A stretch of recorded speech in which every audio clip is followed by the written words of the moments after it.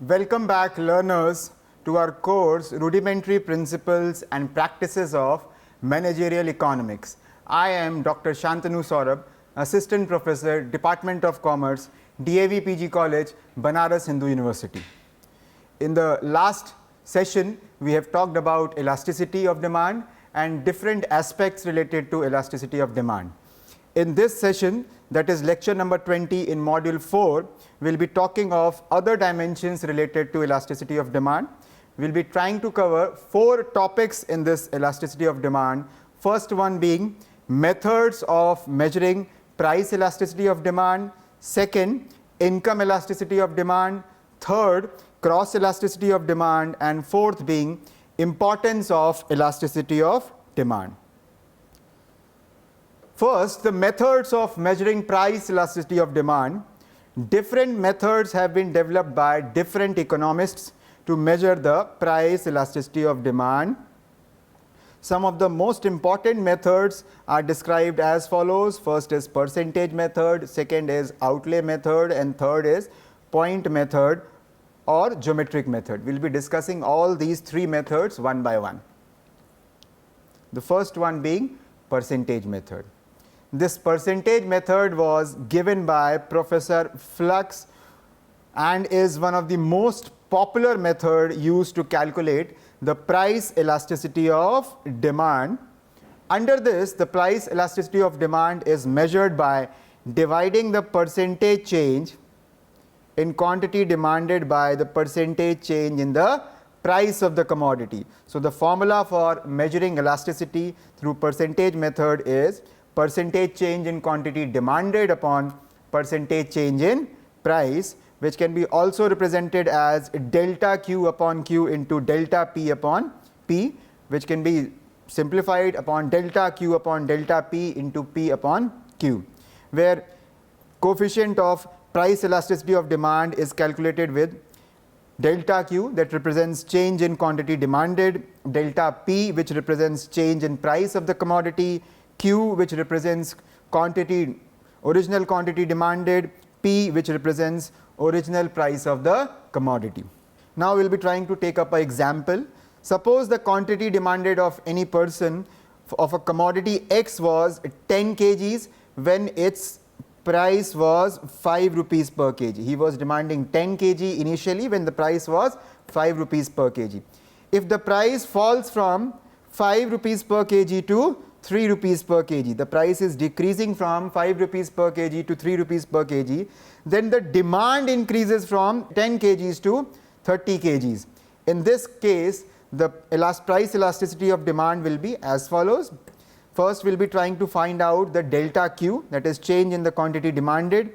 The quantity demanded, as you can see, is changing from 10 kgs to 30 kgs, which means 20, as you are able to see here. Upon Q, quantity demanded at the initial point, which was 10 kgs, into delta P, which means the price change they are talking about. The price change, as you are able to see, is of 2 rupees upon initial price, that is P, which was 5 rupees. So altogether, putting it in the formula, the final result we get here is minus 5. The final result we get here is minus 5. So it should be noted that the answer in the above example is minus 5. The negative sign is ignored while calculating the elasticity of demand. This is because generally the price and the quantity demanded, move in opposite directions.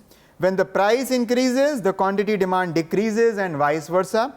As a result of this, the elasticity of demand will always be negative. Thus, a negative sign is usually ignored. In our example, the elasticity is 5, which means the demand is relatively elastic, as you are able to see. In our example, the elasticity is 5, which means that the demand is relatively elastic. The second method, that is the total outlay method. This method was developed by Professor Alfred Marshall. Under this method, the price elasticity is measured by comparing the total expenditure on the commodity before the change in the price level and total expenditure on the commodity after the change in the price level. This method is also known as total expenditure method. In other words, elasticity is measured by taking into consideration the change in total expenditure as a result of change in the price of the commodity. This relationship between total outlay and price can be put in the following three ways which we have mentioned. The first being elasticity greater than 1, the second being elasticity equal to 1, and third being elasticity less than 1. The first case being elastic demand, the second being unitary elastic demand, and third being inelastic demand. So taking up the first case where the elastic demand, the elasticity of demand is said to be elastic when the fall in the price of the commodity, the total expenditure increases, and with the rise in the price of the commodity, the total expenditure decreases. The total expenditure and price move in opposite direction. This needs to be remembered, that the total expenditure and price move in the opposite directions. The following table explains the elasticity demand curve under the total outlay method. As you are able to see in the table, the price is decreasing from 60 to 50. The quantity demanded is increasing from 10 to 13, but the total expenditure here is increasing from 600 to 650. So it is a case of elastic demand. As you can see in the above table, the fall in the price from 60 to 50 has increased the total expenditure of the consumer from 600 to 650. This shows the inverse relation between the price and the total expenditure. The price and the total expenditure, hence the elasticity, as you can see, is greater than 1. Next is unitary elastic demand. The elasticity of demand is unitary elastic when with the fall or rise in the price of the commodity, the total expenditure remains constant. In such case, the proportionate change in quantity demanded is offset by proportionate change in the price of the commodity. The following table explains the unitary elastic demand under the total outlay method. As you are able to see in the table, the price is decreasing from 60 to 50. The quantity demanded is increasing from 10 to 12, but the total expenditure here is remaining constant on 600. So the elasticity is 1. As can be seen in the above table, even after the fall in the price from 60 to 50, the total expenditure of the consumer remains unchanged. Hence, here the elasticity is equal to 1. The elasticity of demand is said to be inelastic when, with the fall in the price of the commodity, the total expenditure also decreases, and with the rise in the price, the total expenditure also increases. The expenditure and price move in the same direction. This is very relevant and important, that the expenditure and price both move in the same direction. The following table explains the inelastic demand curve under total outlay method. As you are able to see in the table, the price is decreasing from 60 to 50. The quantity demanded is increasing from 10 to 11. The total expenditure, as you are able to see here, is decreasing from 600 to 550. So this is the case of inelastic demand. The above table shows that the demand is inelastic because a fall in price from 60 to 50, as you are able to see in the table, has decreased the total expenditure from 600 to 550, and this shows positive relation between the price and total expenditure. Here the elasticity is less than 1. Now we will be trying to understand these three cases with the help of a diagram. The relation between the price and total expenditure can be understood with the help of this diagram, which you are able to see. At point AD, as you are able to see, the elasticity is greater than 1 at this point AD. Price and total expenditure, the price and the total expenditure have inverse relation in this case. in the second point, that is point DE, as you are able to see this point DE, that is elasticity is equal to 1, any change in price, the total expenditure here remains constant. In the third case, the point EB represents elasticity is less than 1. The point EB, as you are able to see, price and total expenditure have direct relationship.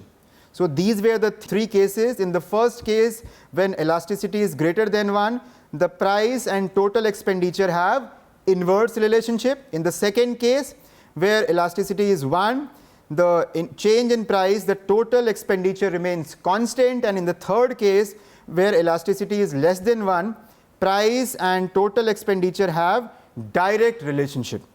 Moving forward to the next point, the point method or geometric method. This method was propounded by Professor Marshall. Under this method, the elasticity is measured at point on the demand curve. In other words, elasticity is calculated by dividing the lower segment of the demand curve by the upper segment of the demand curve. So the formula for measuring the elasticity under point method or geometric method is lower segment of demand curve upon upper segment of demand curve. We will try to understand it with the help of a diagram. The diagram here, as you are able to see, depicts a linear demand curve, which means a straight line. At point P, as you are able to see, the elasticity of demand, that is PB, as you are able to see, PB upon PA is 1. At point P1, as you are able to see here, at point P1, that is the elasticity of demand is P1B upon P1A, that is P1A, as you are able to see, more than 1. At point P2, as you are able to see here, the elasticity of demand will be P2B upon P2A, as you are able to see here, P2A, the elasticity is less than 1. At point A, the elasticity of demand will be AB upon 0, which will give infinity. And at point B, as you are able to see here, point B, the elasticity of demand will be 0 upon AB, that will be 0. So in the above case, you are able to see 5 cases. First, when the elasticity is 1, more than 1, less than 1, infinity and 0. So this was the case of linear demand curve. It can be seen from the diagram which we have mentioned that the demand curve is extended to meet the y-axis at point A and x-axis at point B, as you are able to see in the diagram. The price elasticity of demand at point A on y-axis is infinite. Point A here is infinite, whereas the price elasticity at point B x-axis is 0. Point B here is 0. Between point A and B, the elasticity of demand will be different at different points.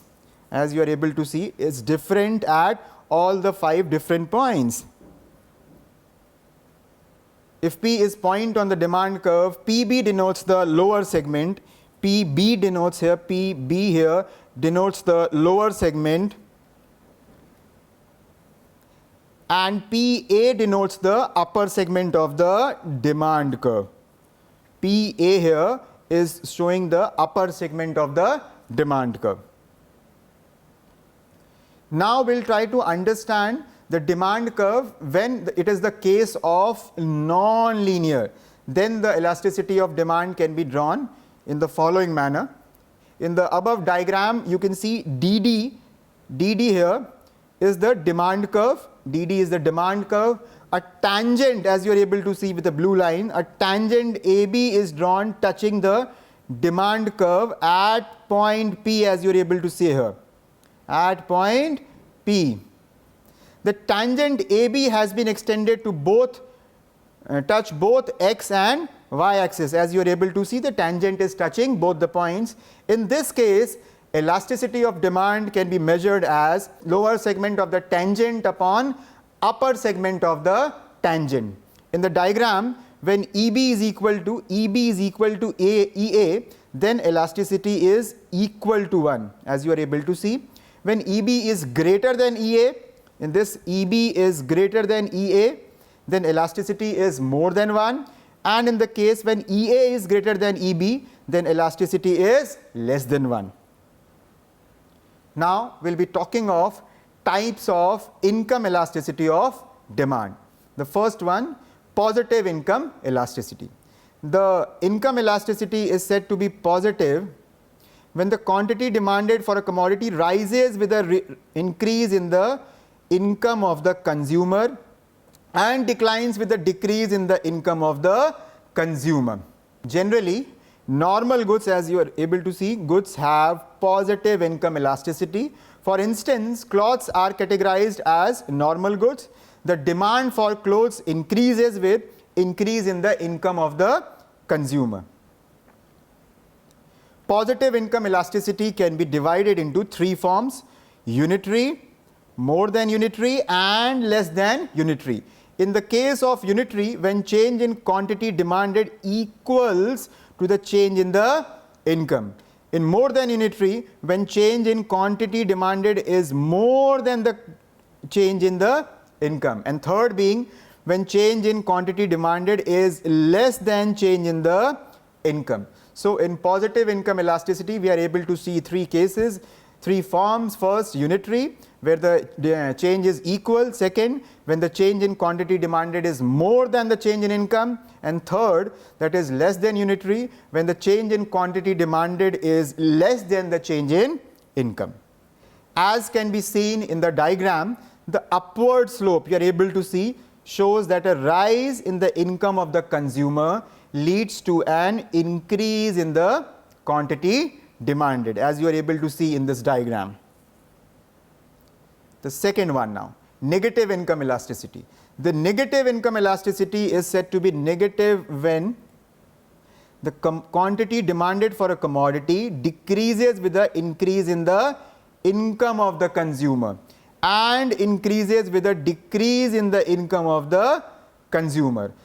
Inferior goods have negative income elasticity. For example, millets are considered as inferior goods. Thus, the demand for millets will decline with the increase in the income of the consumer, as they will prefer to consume more wheat instead of millets, which can be represented with the help of a diagram. As can be seen in the above diagram, the curve is downward sloping, which shows that with an increase in income of the consumer, the quantity demanded falls and vice versa. Moving forward, the third case, that is zero income elasticity. The income elasticity is said to be zero when there is no effect, of increase or decrease in the income of the consumer on the quantity demanded. In case of essential goods or necessities like salt, like medicines, the demand will remain the same even if there is change in the income of the consumer. So as you are able to see in the diagram, there is no change in the quantity demanded even if the income increases or decreases. Next, we'll be talking about the cross elasticity of demand. The concept of cross elasticity of demand was given by Robert Tiffin. Cross elasticity of demand is the measure of responsiveness of quantity demanded of one good to a change in the price of another good. In other words, it measures how demand for a good changes in response to a change in the price of another related goods. There are 2 types of cross elasticity of demand, which are as follows. First, in the case of substitute goods, and then we'll be discussing about complementary goods. The cross elasticity of demand in the case of substitute goods. Substitute goods are those goods which are used interchangeably by consumers. The best example is of, you can say, is tea, coffee. Both tea and coffee are considered similar by consumers and can be used in place of each other. Suppose the price of the coffee increases, the price of the coffee is increasing. In such a case, the demand for tea will increase as the consumer will prefer more of a tea in place of coffee. The cross elasticity in case of substitute goods is positive. As you are able to see in the diagram, the increase in the price of coffee from 3 to rupees 4 has also increased the demand of tea from 30 to 40. Now we will be discussing about complementary goods. It is those goods that are used jointly. The increase in the price of one good will result in the quantity demanded of another good. For example, bread and butter are considered to be complementary goods. A fall in the price of butter will result in the increase in the demand of bread. The cross elasticity in case of complementary goods is negative. As you are able to see in the diagram, the fall in the price from rupees 4 to 3 has increased the demand of bread from 30 to 40. Now we will be discussing about the importance of elasticity of demand. The study of elasticity of demand is highly significant or important in the modern economic world. It helps economists in making strategies related to price determination and discrimination and taking important decisions accordingly. The importance of elasticity of demand can be explained with these points. The first one being helpful in price determination. The elasticity of demand for a commodity is the basis for price determination. Through this, we are able to determine the price. The demand for a commodity increases with a fall in its price and vice versa. This helps manufacturers in determining the price of the commodities.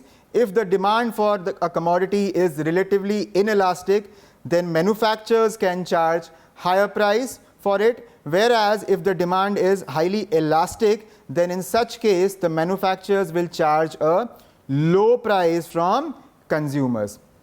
Thus, the knowledge of elasticity is of importance for producers, manufacturers, so that they can earn maximum profit from it. The next point, it is helpful in determination of output level. The knowledge of elasticity of demand is essential for producers to decide the quantity of commodities to be produced. It helps or assists the producers to produce only that much quantity of goods that is in demand. So it helps in determining the output level also. Third is, it is helpful for monopolists. A monopolist considers the elasticity of demand while fixing the price of the commodities. For attaining maximum profit, if the demand is inelastic, he is in a position to charge higher prices and thus earn more profit. The next point being price discrimination. Price discrimination refers to charging different prices from different class of consumers. In this case, seller charges more prices from the class of consumers where elasticity of demand is inelastic, and less price is charged to that class of consumers where elasticity of demand is highly elastic. So price discrimination, in the case of price discrimination also, the elasticity is very beneficial. Next is dumping. In the process of dumping, the business organizations have to evaluate the company's elasticity of demand in the international market. So in doing so, the businesses will price their commodity at a lower level price in the overseas market and in the local market in order to compete with the foreign sellers in an elastic demand market. So it is also important in the case of dumping. In the case of helpful in determining the reward of factors of production. Elasticity of demand is very helpful in determining the reward of factors of production. Those factors whose demand is inelastic is paid more reward, and factors whose demand is elastic is paid less. Helpful to government. Elasticity of demand is even helpful to government also while deciding the tax rates, deciding the prices of the public utility services, granting aids, subsidies to business, etc. Lower tax rates are imposed on the commodities with elastic demand to maintain the flow of tax revenue to the government. Next point, helpful in international trade. Elasticity also helps in determining the terms of trade and balance of payment between two nations. Commodities with inelastic demand can be sold and exported at higher prices in the foreign market, and while in the case of importing, if the commodity has inelastic demand, then we would have to buy it at higher prices.